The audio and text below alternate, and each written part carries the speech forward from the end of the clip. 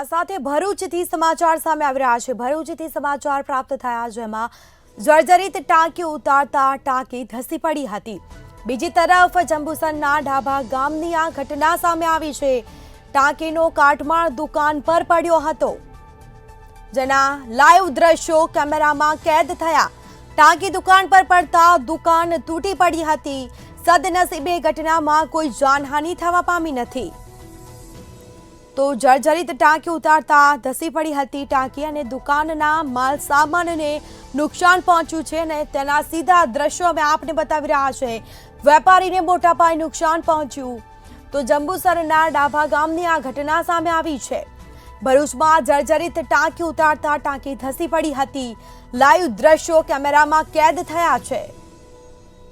તો ટાંકી દુકાન પર પડતા દુકાન પણ તૂટી હતી। દુકાન માલિકને પણ નુકસાન થયું છે। બીજી તરફ માલ સામાનને પણ નુકસાન પહોંચ્યું છે। સદનસીબે ઘટનામાં કોઈ જાનહાનિ થવા પામી નથી।